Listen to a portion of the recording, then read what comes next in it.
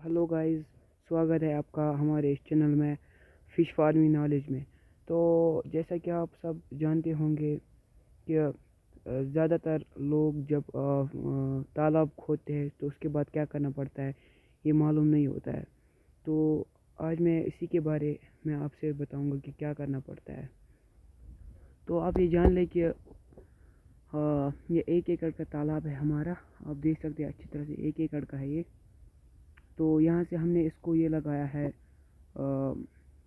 जो पेड़ के वो टहने होते हैं वही लगाए, क्योंकि यहाँ से ज़मीन उतनी अच्छी नहीं थी, तो ये मिट्टी तालाब में जा रही थी तो इसी वजह से हमने इसको तो छोटे छोटे पेड़ के ब्रांच लगाए। तो दूसरी बात जो है वो ये है कि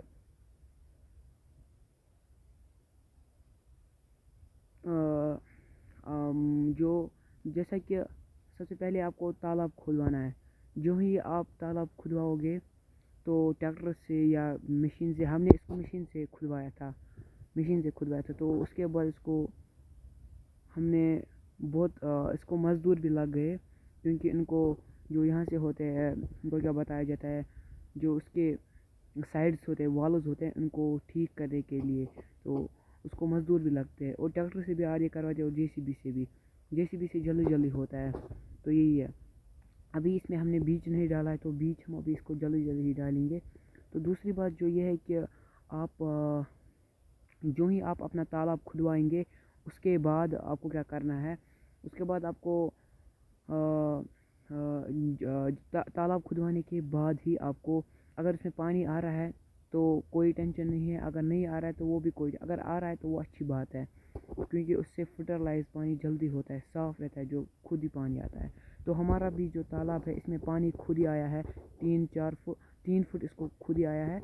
और 1 फुट हमने इसको चढ़ाया, हो गया 4 फुट, अभी इधर तक भी और चढ़ेगा। ये सब 5 फुट इसको चढ़ेगा पानी, अभी 5 फुट। तो ये है। तो उसके बाद क्या करना है आपको, जो ही आप तालाब खुदवाओगे तो उसके बाद आपको उसको उसमें चूना चूना की खाद डालना है, चूना। अगर ये 1 एकड़ का तालाब है, अगर आपको भी 1 एकड़ का तालाब खुदवाना है तो उसमें कम से कम 50 kg चूना आपको डालना ही पड़ेगा।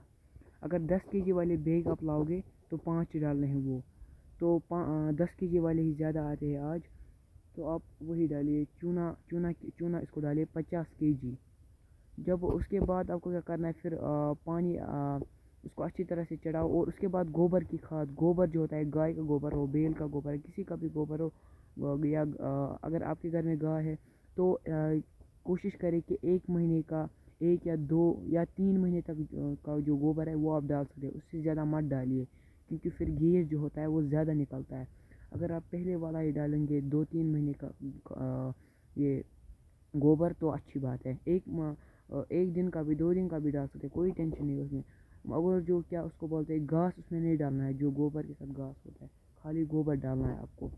उसके बाद क्या आप करेंगे, जो ही आपने कम से कम इसमें डालना है 20 या 30 kg आपको इसमें गोबर की खाद डालना है, 20 या 30 kg गोबर डालना है आपको। हमने ज़्यादा डाला था, हमने 1.5 ट्रक डाला था, पता नहीं था उस वक्त, तो उसकी वजह से इसमें बहुत ज़्यादा गैस निकल रहा था। तो 20 या 25 kg या 30 kg तब आप डाल सकते हो गोबर, तो वो भी कोई टेंशन नहीं है। आप अच्छी तरह से देख सकते हो हमारा तालाब, ये हमारा तालाब आपको दिखाते हैं। तो जो ही आपने उसकी गोबर भी आपने डाल दिया, तो उसके बाद आपको कोई टेंशन नहीं है। फिर उसमें पानी चढ़ाओ, बस। फिर गोबर डालने के बाद 15 दिन आपको मछली का सीड नहीं डालना चाहिए। जो ही जब 15 दिन के बाद, गोबर डालने के बाद 15 दिन, और चूना भी डाल दिया आपने और गोबर भी, या आप पहले गोबर भी डाल सकते हो, फिर आप ये चूना डाल सकते हो, ये आपकी मर्ज़ी है। तो अच्छा रहेगा कि पहले गोबर डालो फिर उसमें चूना डालो 50 kg।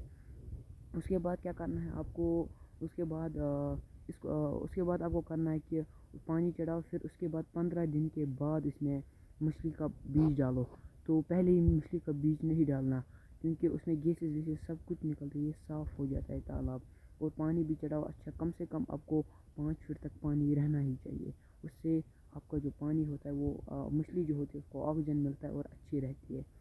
तो अगर आपको दूसरा वीडियो देखना है कि मछली का जो جو بیچ ہوتا ہے تو وہ اس کے لیے میں دوسرا ویڈیو بناؤں گا کتنا ڈالنا پڑتا ہے. تو شکریہ.